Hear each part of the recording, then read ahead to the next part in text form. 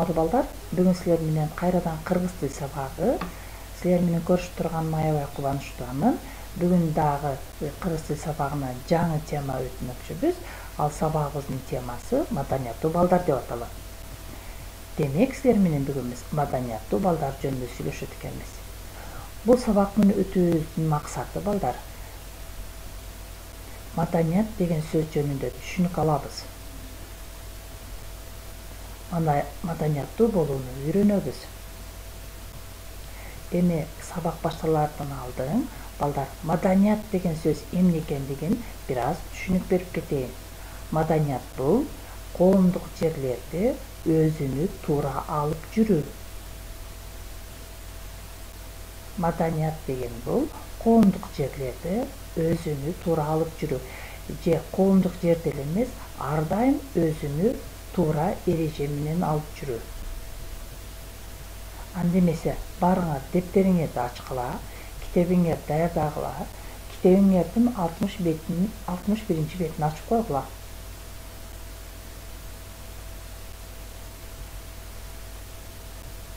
Немесе дептериңерди ачсаңар, бүгүнкү числону жазып койгула.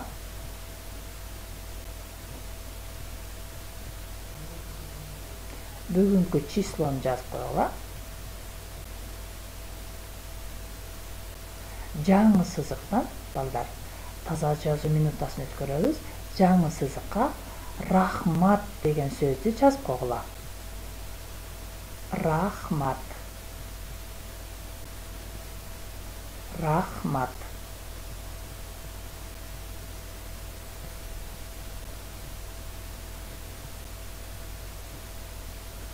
Жазып койсоңор, анда экрандагы сөз менен салыштырып карап чыксаңар болот. Рахмат. Анда эмесе балдар, бүгүн силер менен биз коомдук жерде деген сөздү айтып жатабыз. Коомдук жерде өзүн туура алып жүрүү. Коомдук жер деген бул кайсы жер?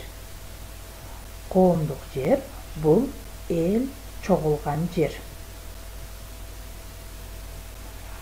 Эл кайсы жерге чогулат? Эл кинотеатрларга, жоксо театрга, циркте, же болбосо чоң базарларда, магазиндерде, же болбосо мектептерде, университеттерде чогулушат. Демек, ошол жерде, эл чогулган жерде ар бир адам өзүнүн эрежесин сактап, өзүнү маданияттуу алып жүрүүсү керек. Демек, коомдук жерде биз эмне, кандай эрежени сакташыбыз керек? Бул биринчи, кыйкырып сүйлөбөйбүз. Катуу кыйкырып күлбөйбүз. Бирөөлөр менен урушпайбыз. Эл чогулган жерде кыйкырып сүйлөбөйбүз. Катуу кыйкырып күлбөйбүз.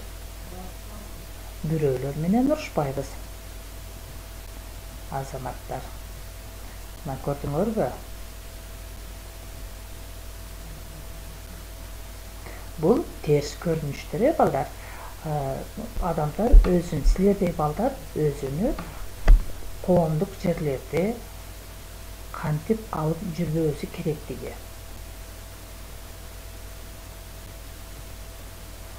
Андан кийинки транспортто дейт. Демек, транспортто деген бул маршрутка, же болбосо автобус, поезд, самолет, бүт кыймылдаган транспорттун ичинде өзүнү туура алып жүрүү болот, балдар. Мисал үчүн, ана биринчи, чоңдорго орун бер. Эгерде ал карыган абышка же кемпир болсо, сөзсүз ордуңан туруп, орунуңду беришиң керек. Же болбосо, таштанды таштаба. Колуңдагы таштандыларды транспорттун ичине таштап салбоо керек, Кыйкырып сүйлөбө.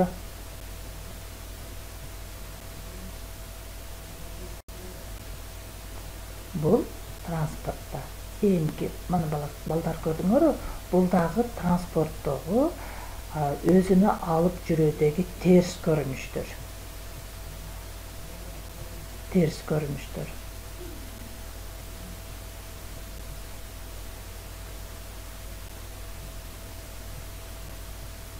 Азаматтар, анда эмесе кийинки биз ашканада. Биздин лицейибизде да ашкана бар балдар.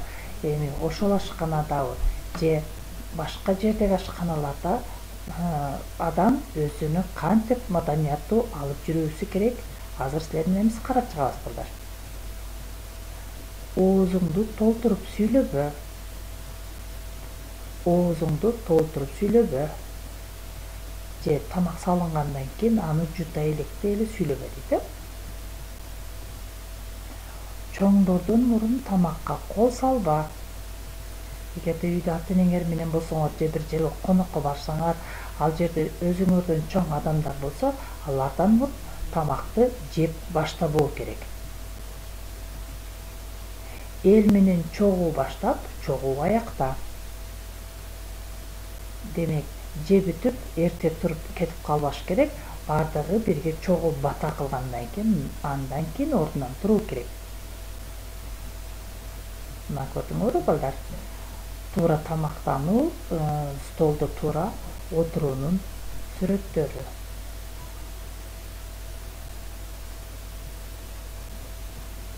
Андан кийин бизде дагы бир жер бар, ал биз отурган сабакта. Эми сабакта кантип биз маданияттуулукту сакташыбыз керек? Мугалимдин сөзүн ук. Эң биринчиси мугалимдин сөзүн ук. Бирөөнүн сөзүн бөлбө. Бир кошунаң же классташың бирөө сабактан жооп берип жатса, анын сөзүн бөлбөө керек. Ал айтып бүткөнчө угуп туруп, анан кол көтөрүп, анан сүйлөбө керек.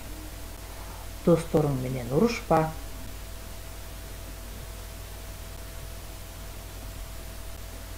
Сабакта кыйкырып сүйлөбө.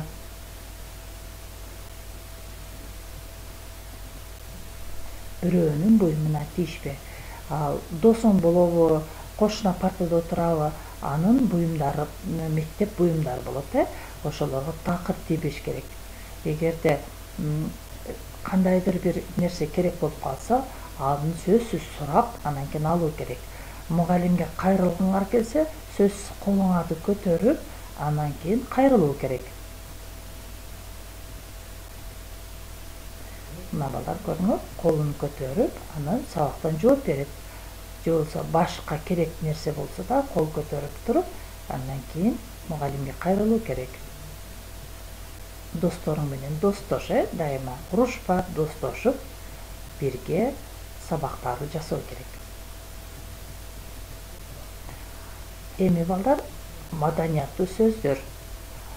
Демек, адамдын маданияттуу болушу үчүн атайын сөздөр жардамга келет экен. Ал сөздөр кайсы сөздөр? Карап коебуз. Саламатсызбы? Демек, биздин лицейге киргенде сөзсүз өзүңдөн чоңдор менен, өзүңдүн досторуң менен эң биринчи учурда алар менен саламдашып алыш керек. Ошондой эле башка жактан келген коноктор болобу, же ата-энелер болобу, алар менен сөзсүз түрдө саламдашуубуз керек. Уруксат бериңиз. Эгерде кандайдыр бир нерсе керек болсо, силер кол көтөрүп туруп, уруксат бериңиз деп сурап алыш керек. Бир эле мектепте эмес, башка жерде жүргөндө дагы бирөөнөн сурагыңар келсе, кандайдыр бир нерсени сөзсүз биринчи кезекте уруксат суроо керек балдар. Кечиресиз. Сөзсүз кечиресиз деп сурап, анан бир сөздү баштайсыңарбы же алдынан өтүп кетүүгө сурайсыңарбы, кечиресиз деген сөздү пайдалануу керек. Төргө өтүңүз. Үйүңөргө адам келсе, сөзсүз кыргыз элинде төргө өтүңүз деген эң сонун сөз бар. Эшикти ачып, кирген адамга келиңиз төргө өтүңүз деп төргө өткөрөбүз биз. Саламатта калыңыз. Мектепте болобу же башка коомдук жерлерде болобу, силер менен сүйлөшкөн адамдын аякта бүткөндөн кийин сүйлөгөндө сөзсүз саламатта калыңыз деген сөз менен анан дагы жолуңа атууласаңар болот. Айтып коюңузчу. Керектүү нерсени суроо үчүн сөзсүз биринчи айтып коюңузчу деген сөз менен кайрыласыңар.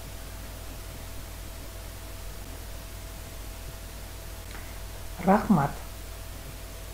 Демек, биз сөзсүз рахматты айтып, анан кийин башка жакка кетсек болот.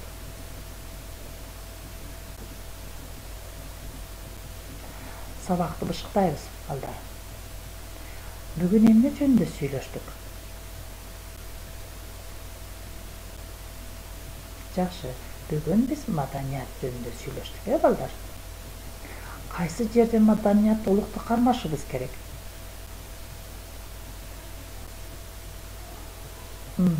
Жакшы, маданият улукту коомдук жерде, ашканада, транспортта, сабакта кармашыбыз керек.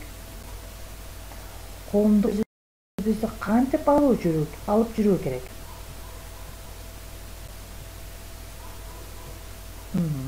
Катуу кыйкырбай, катуу кыйкырып күлбөй, бирөө менен урушпай, таштандык таштабай, чоңдорго, өзүбүздөн чоңдорго орун берип, сөзсүз саламдашып жана саламатта калыңыз деп айтуу сөзсүз керек. Кандай маданияттуу сөздөрдү билдик?